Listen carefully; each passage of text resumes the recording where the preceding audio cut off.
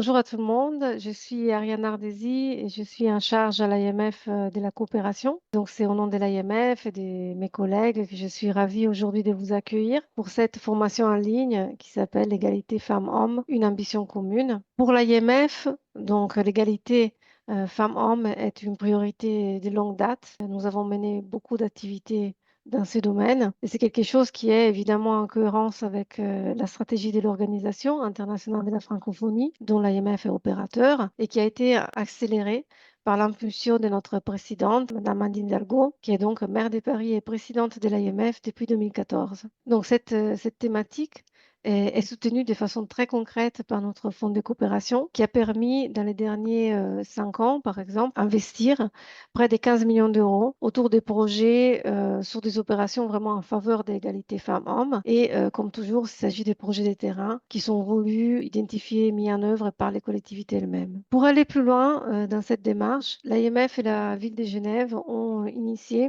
spécifiquement dédié à l'égalité femmes-hommes, une initiative qui est pour l'ensemble de notre réseau, avec un système spécifique d'indicateurs, avec l'objectif de renforcer l'animation de la thématique de l'égalité femmes-hommes et de pouvoir analyser et partager les meilleures pratiques. Et dans ce cadre-là, on a conduit un diagnostic donc à l'échelle du réseau en 2024, ce qui a permis d'arrêter les priorités de nos membres et en particulier en termes de renforcement des capacités. Donc, les résultats de ce diagnostic, évidemment, viennent alimenter le contenu de cette formation.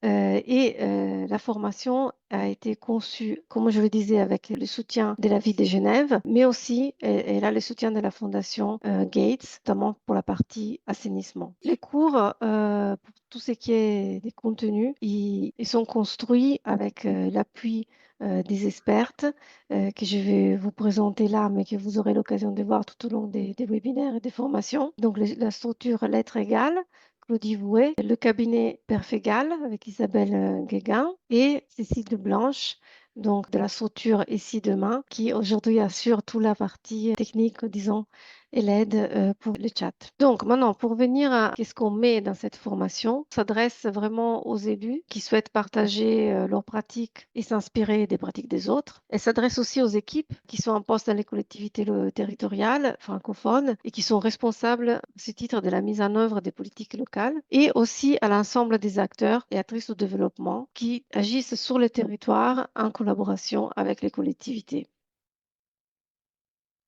La formation donc, est divisée en 3 grands axes et il y a 12 modules, dont 4, toute la partie 2 en fait, porte sur question d'assainissement. Et vous verrez, il y a une attention particulière évidemment pour la coopération entre collectivités, mais aussi il y a une attention particulière à certains secteurs clés qui nous semblent représenter des opportunités pour accélérer la réduction des inégalités femmes-hommes. Et à la fin de l'ensemble de cette formation, des 12 modules, vous serez capable d'intégrer l'égalité femmes-hommes dans vos politiques et projets à travers cette approche stratégique et intégrée ou à travers des actions aussi dédiées spécifiquement à l'égalité. Vous pourrez développer une stratégie genre-égalité dans votre collectivité, donner l'impulsion politique pour qu'il y ait une adhésion aussi des services des collectivités et des autres acteurs à cette thématique et concevoir des plaidoyers pour la mobilisation des acteurs et actrices dans la mise en œuvre de ces stratégies.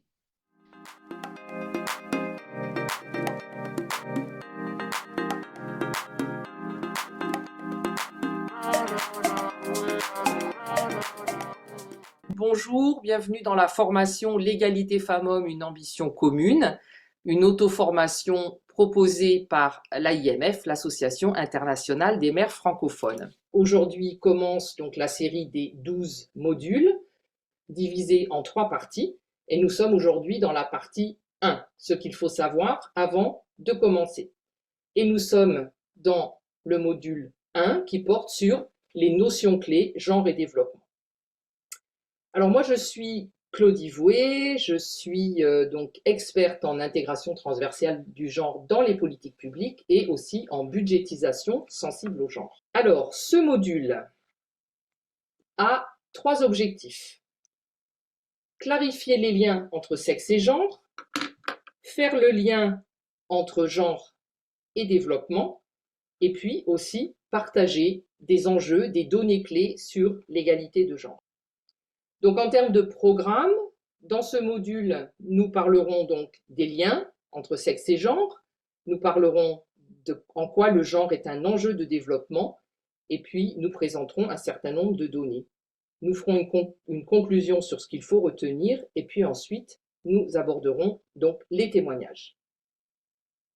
Alors, commençons avec sexe et genre. De quoi parle-t-on quand on parle de sexe et quand on parle de genre? Est-ce qu'on parle de la même chose? Commençons avec le concept de sexe. On a longtemps défini le sexe de manière binaire, féminin ou masculin, en référence au sexe visible, anatomique, en se basant sur l'observation des organes sexuels, notamment du système reproducteur. Et puis, la science aidant, on a pris en compte le sexe invisible, c'est-à-dire physiologique, et toujours de manière binaire. Les chromosomes, pour les femmes XX, pour les hommes XY, et pour les hormones, progestérone pour les femmes, œstrogène aussi, et testostérone pour les hommes. Alors cependant, la science remet maintenant en cause cette binarité. Elle a permis d'établir notamment des anomalies chromosomiques. On sait par exemple que 1,7% de la population mondiale naît intersexuée, c'est-à-dire avec des organes à la fois féminins et masculins à différents degrés. Certaines femmes ont plus ou moins de testostérone et les œstrogènes sont présents également dans le corps des hommes. On sait aussi que rien scientifiquement ne permet d'affirmer qu'un cerveau féminin ou masculin est mieux adapté à certaines tâches qu'à d'autres. Il y a donc bien des sexes différents, mais égaux. Le sexe influence le fonctionnement du corps, bien sûr, y compris certaines pathologies, mais si les femmes et les hommes se comportent différemment, c'est fondamentalement l'environnement éducatif et sociétal qui est en jeu. C'est là qu'intervient le concept de genre, qu'on peut identifier comme le sexe social. À partir des différences sexuelles, une entreprise de catégorisation des sexes est mise en place, attribuant des aptitudes, capacités et qualités différentes aux femmes et aux hommes, en les justifiant comme naturelles et complémentaires. La hiérarchisation complète la catégorisation. Une valeur sociale et économique supérieure est associée aux qualités et tâches dites masculines, généralement. La catégorisation et la hiérarchisation organisent et codifient ce qu'on appelle donc les rapports de genre. Bien entendu, ces rapports de genre sont contextuels, malgré des points communs qui les rendent par certains aspects assez universels, par exemple la charge domestique des femmes, la surreprésentation des hommes dans le monde politique, ou bien encore les violences faites aux femmes. Les rapports de genre varient en fonction des pays, au sein d'un même pays, dans un contexte rural ou urbain, etc. En fonction des cultures, des systèmes politiques, des systèmes religieux, économiques, sociaux. Les rapports de genre sont également évolutifs. Ils changent selon les époques, en fonction des lois et des gouvernements, et aussi des conquêtes sociales. Ils sont bousculés quand une crise éclate. Parfois, ils progressent vers plus d'égalité et parfois, ils régressent vers moins d'égalité. Les rapports de genre sont également intersectionnels. Les représentations, les obligations ou les interdits qui touchent les hommes ou bien les femmes ne reposent pas uniquement sur le sexe. Femmes et hommes ne sont pas des groupes homogènes. Le sexe, l'âge, la classe sociale, l'origine raciale, la religion, l'orientation sexuelle ou l'identité de genre, le handicap, le statut national ou migrant, par exemple, se croisent pour intensifier les privilèges ou amplifier les inégalités. Le prisme du genre interroge donc les liens entre les corps, en cours la nature, et les codes, la culture. Il nous oblige à penser l'articulation entre la reproduction physique, donner naissance, la reproduction sociale, le soin, ce qu'on appelle le care, qui est dispensé gratuitement à la maison, et la production, c'est-à-dire l'activité économique rémunérée. Donc nous sommes bien dans un système, dans un processus construit où les différences sexuées, à travers un système de stéréotypes, par la catégorisation, la hiérarchisation, donnent lieu à des discriminations qui elles-mêmes vont engendrer des inégalités de genre. Ce qui relève de l'absence de mixité, d'égalité, de parité, sont des manifestations de ces inégalités. Deuxième point, le genre comme enjeu de développement. Quels sont les impacts sur le développement de la catégorisation et de la hiérarchisation qui organisent les rapports de genre? Le premier effet de la catégorisation, c'est la séparation entre la sphère privée et la sphère publique. Dans pratiquement tous les pays, même si les choses évoluent et varient selon les contextes, la sphère privée, donc domestique, est attribuée plus aux femmes et la sphère publique, travail, politique, plus aux hommes. La séparation entre sphère privée et sphère publique organise la division du travail. On retrouve beaucoup plus de femmes que d'hommes dans le travail domestique et le travail du soin, donc tâches souvent non rémunérées, dont on estime donc qu'elles sont naturellement plutôt féminines, et on pourra y revenir bien entendu, et beaucoup plus d'hommes que de femmes dans le monde professionnel et politique, où il y a plus de rémunération. Bien entendu, de nombreuses femmes sont économiquement actives, mais on ne trouve pas les femmes et les hommes dans les mêmes métiers, les mêmes secteurs, ni dans les mêmes grades. En fonction de leur statut et de leur rôle, les femmes et les hommes ont un accès à des ressources différentes, mais ont souvent aussi un niveau d'accès différent, pour ne pas dire inéquitable, aux ressources. Par exemple, les revenus du ménage ne sont pas toujours équitablement partagés. Les filles accèdent moins à l'éducation, les femmes entrepreneurs sont moins nombreuses que les hommes à profiter de la commande publique, etc. On pourrait répéter beaucoup d'exemples. L'accès à l'espace public, c'est un autre exemple. Les femmes y ont moins accès que les hommes, y compris pour des raisons de sécurité ou de sentiment d'insécurité. L'accès à la parole dans les médias est aussi déséquilibré en faveur des hommes. La catégorisation et la hiérarchisation jouent sur le contrôle des ressources, c'est-à-dire la prise de décision, le pouvoir.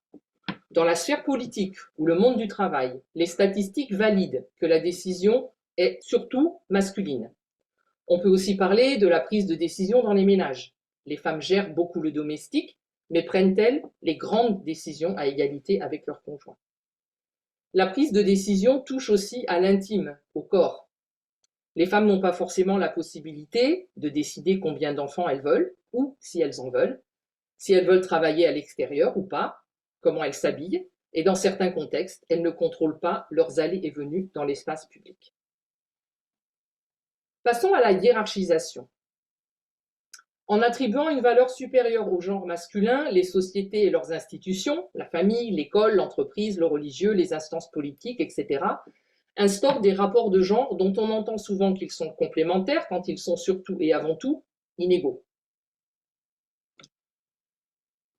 Les représentations stéréotypées du masculin et du féminin en sont le socle.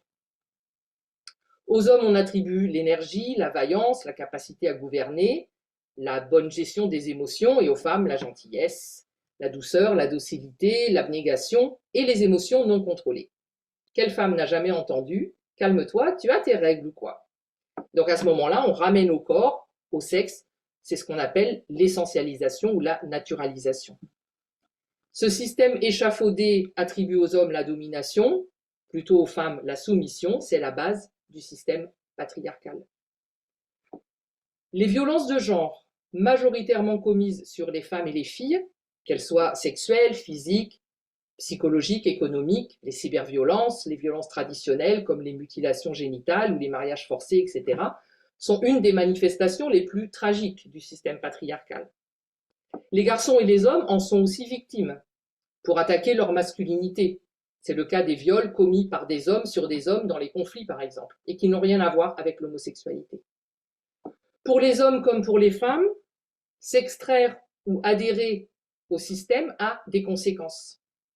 À partir du moment où un garçon grandit avec l'idée d'appartenir au sexe fort, il a l'obligation de tenir ce rôle. Cela peut entraîner des conduites à risque, conduire vite, boire, se bagarrer. Un garçon, un homme qui ne se comporte pas comme un vrai, est sanctionné par ses pairs. Et cela passe aussi par la violence. Violence contre les homosexuels, mais aussi contre des hommes jugés tout simplement trop féminins ou pas assez durs. Même chose pour les femmes, élevées dans l'idée de la soumission, qui vont avoir du mal parfois à éviter ou à s'extraire de situations qui sont néfastes pour elles. La hiérarchisation et la catégorisation sont souvent portées par les droits coutumiers, mais parfois aussi inscrites sous différentes formes dans les lois, voire dans la Constitution. Le cadre légal évolue dans de nombreux pays, mais stagne, voire régresse dans d'autres, où les lois ne corrigent pas les inégalités en défaveur des femmes. On peut évoquer le droit à la terre, le foncier, le droit à l'héritage, les droits civiques, les droits et la santé sexuelle et reproductive, les droits au travail, notamment au travail décent, les droits de la famille, la capacité par exemple de donner son nom ou pas, ou sa nationalité à un enfant, et la protection sociale, qui couvre souvent moins les femmes que les hommes, notamment parce qu'elles travaillent plus dans le secteur informel. Les droits biaisés, les normes sociétales et les discriminations légales impactent l'égalité des chances. Les filles et les garçons, les femmes et les hommes ne jouissent pas des mêmes opportunités, des mêmes libertés, du même pouvoir d'agir et de conduire leur vie dans la sphère privée, professionnelle, dans la sphère publique, la société en général. Et là, l'intersectionnalité que nous avons évoquée précédemment est une variable importante. Et c'est là que le genre rejoint le développement, qu'il soit social, économique, démocratique au sens large. Les inégalités ont des répercussions sur la citoyenneté, la capacité d'une personne à bénéficier de tous ses droits. On évoque alors la justice sociale. Les inégalités intensifient également la pauvreté, dont on sait qu'elle se féminise, surtout en temps de crise. La pauvreté limite l'accès à l'éducation ou à la santé, à l'information, à la justice, à la sécurité et paradoxalement au travail décent et aux revenus. Les inégalités non corrigées par la loi et justifiées sur la base de traditions ou de coutumes représentent une violation des droits humains fondamentaux. Sans droits humains et sans justice, il n'y a pas de développement. Et enfin, la gouvernance. Quand les femmes et les hommes n'ont pas les mêmes chances d'accéder à la gouvernance de leur commune ou de leur pays, leurs expériences genrées ne sont pas reflétées dans les politiques publiques. Tous ces impacts sont liés. Cette construction systémique des inégalités explique que les hommes et les femmes ont trop souvent, très souvent, des besoins et intérêts différents, beaucoup plus basés sur le genre que sur le sexe. Le développement des territoires est de plus en plus affecté à répétition par des conflits, des crises politiques, économiques ou sanitaires, mais aussi climatiques, humanitaires.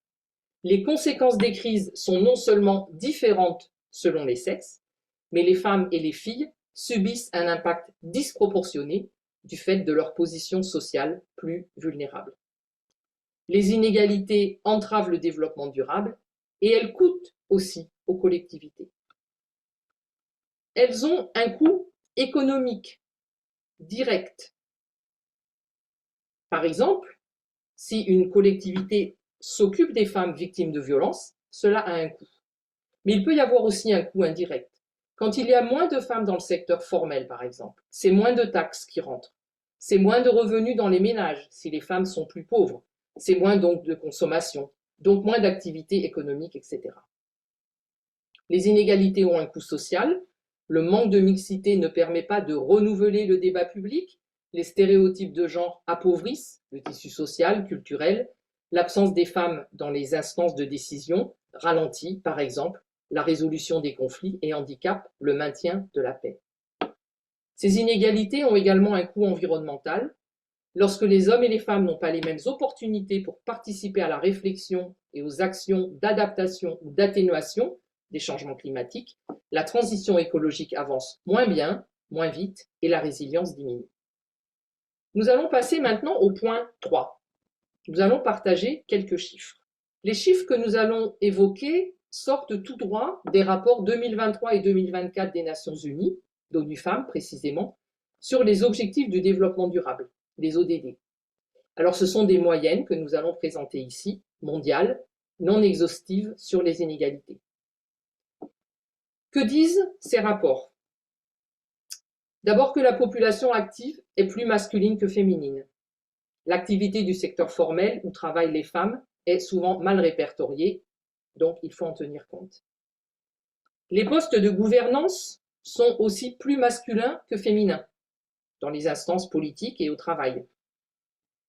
La possession des terres est plus masculine que féminine. Moins de 15% des terres agricoles dans le monde sont détenues par les femmes. Et cela affecte les rendements agricoles, nous le savons. Les filles effectuent plus de travail domestique et non rémunéré, même si cela change énormément de pays à pays, mais aussi de région à région. C'est une donnée partagée par tous les pays. Si on regarde la question de l'eau, cet enjeu est très visible. 18% des pays dans le monde ne donnent pas la même citoyenneté aux femmes qu'aux hommes en termes de transmission de la nationalité, par exemple. Autre chiffre, l'insécurité alimentaire touche plus les femmes que les hommes. Les prévisions à 2050 sont sans appel. Le changement climatique affectera encore plus les femmes que les hommes, avec donc 16 millions de femmes en plus affectées par ces changements climatiques. Les violences sexuelles augmentent lorsqu'il y a des conflits. Sur la question de l'avortement, 6 millions d'avortements à risque en Afrique subsaharienne coûtent la vie à plus de 15 000 femmes par année, et les données sont conservatrices car le sujet reste tabou. La question des violences traverse tous les pays, avec une femme sur 8 qui aurait subi au moins une fois dans sa vie des violences sexuelles et ou sexistes. Dans certains pays, la moyenne est de une femme sur 3. Et pourtant, malgré toutes ces données, 54% des pays manquent de loi sur l'égalité de genre.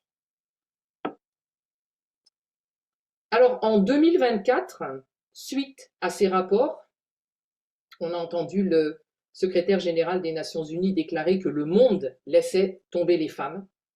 Les Nations Unies ont identifié 10 accélérateurs de l'égalité. Je vais vous les présenter, ce sont des leviers, pas des étapes chronologiques de mise en œuvre, bien entendu. Premier accélérateur, participation égale des femmes à la prise de décision et aux institutions politiques. Deuxième, planification et budgétisation sensible au genre. Troisième point, transformation de l'économie des soins. Donc on parle ici de valoriser et de soutenir le travail non rémunéré à la maison. Le travail décent et l'entrepreneuriat féminin. L'action climatique sensible au genre. Mettre fin à la violence, aux violences même, contre les femmes et les filles. L'implication des femmes dans le domaine paix et sécurité. Le leadership des femmes et leur autonomisation dans les contextes humanitaires. L'implication des femmes face aux catastrophes climatiques, donc la résilience. Et pour finir, faire en sorte que chaque femme compte, c'est-à-dire que là, on parle bien de la production de données. Nous avons terminé avec ce module. Que faut-il retenir? Des inégalités de genre, il faut donc retenir qu'elles sont fabriquées socialement, culturellement, économiquement, politiquement, parfois légalement, qu'elles sont systémiques et contextuelles, évolutives et intersectionnelles.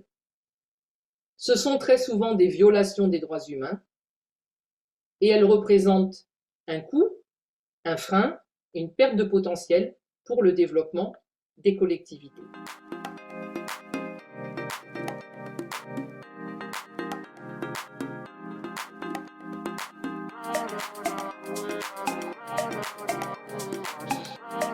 Oui, je suis Adeline Saning, je suis au Bénin, je suis la chargée de l'association pour la promotion de l'intercommunalité dans le département de la Liborie au Bénin.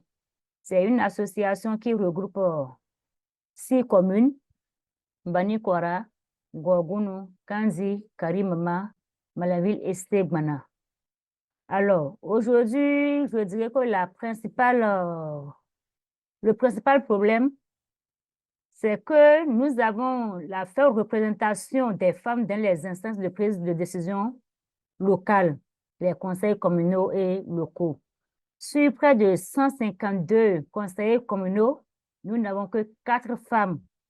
Nous n'avons que 4 femmes, mais vu que les positionnements se font au niveau des communes, bon, à chaque fois, on est peiné, on ne sait pas comment s'y prendre pour que les femmes puissent vraiment participer et avoir le bon positionnement pour être élues conseillères communales, maires et autres. Donc, c'est vraiment une situation qui freine le développement. Quand on sait que le développement, c'est la participation de tous.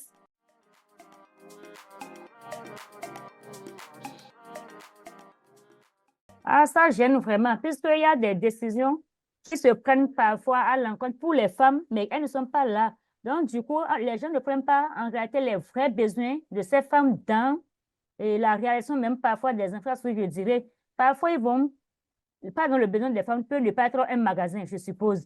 Mais vu qu'elles ne sont pas représentées normalement, donc du coup, en lieu et place, on peut dire, bon, comme c'est les femmes, on peut leur faire un magasin pour le stockage de leurs produits et consorts. Mais en réalité, à l'instant où la décision se prend, elles n'avaient pas besoin de ça. Elles ont peut-être besoin d'autre chose, d'une autre infrastructure en lieu et place. Donc, c'est un exemple parmi tant d'autres. Donc, pour moi, c'est que ça freine vraiment ça handicap parce qu'il ne faut pas faire de l'investissement inutile. Il faut tenir compte des besoins réels des femmes et de toutes les catégories socio-culturelles pour pouvoir aller au développement et vraiment aboutir aux bons résultats. Je suis Madame Bappé, responsable des affaires sociales et la promotion de la femme à la ville de Douala, c'est-à-dire au Cameroun. Actuellement, nous sommes en train d'implémenter un projet de mobilité urbaine dans la ville qu'on appelle pour l'aménagement des espaces pour des bus rapides. Et bien entendu, nous avons pris en compte l'aspect genre depuis le début de la conception de ce projet. Aujourd'hui, nous sommes à la phase de recrutement des personnes ressources et des experts qui vont nous accompagner dans dans l'implémentation même de ce projet. Et parmi les personnes ressources et les experts que nous sommes en train de vouloir recruter, nous avons pris en compte le recrutement des experts en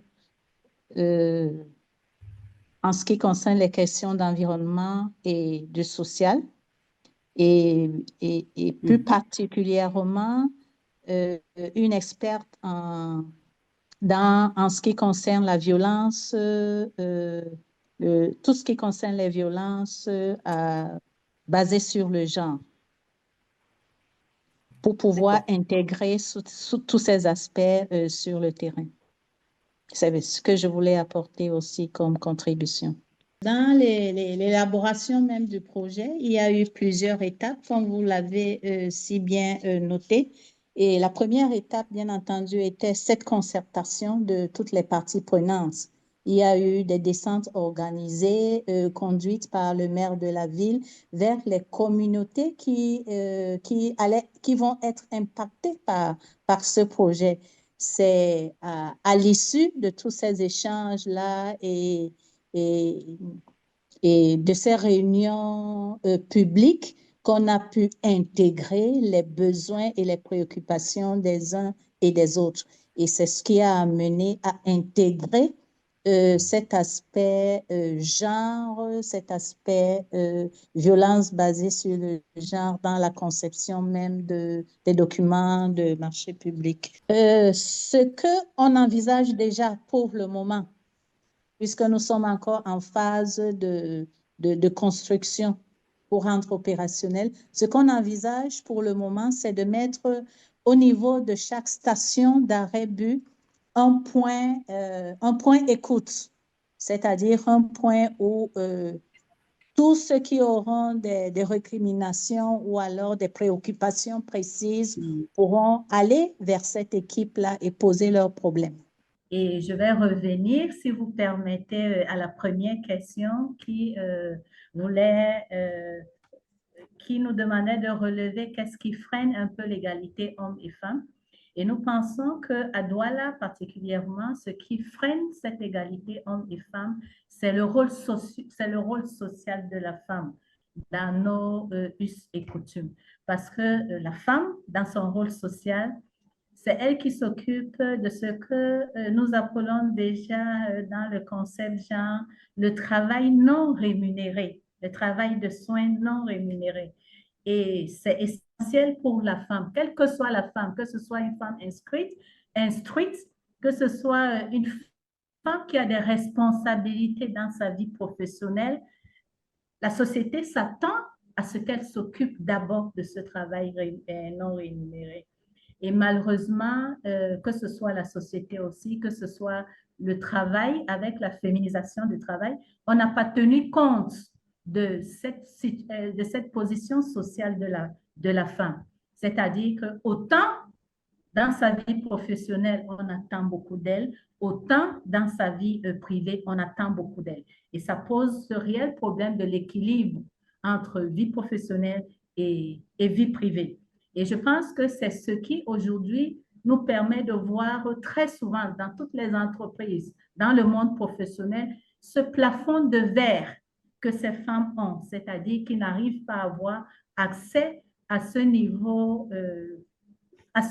au niveau décisionnel dans une entreprise ou dans une structure.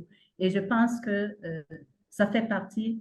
Et là, tout de suite, on ressent cette égalité homme-femme, c'est-à-dire que cette inégalité où la femme n'a pas toujours des responsabilités, on ne lui accorde pas suffisamment assez de responsabilités dans un poste de travail parce que on dit d'une manière générale qu'elles ne sont jamais disponibles.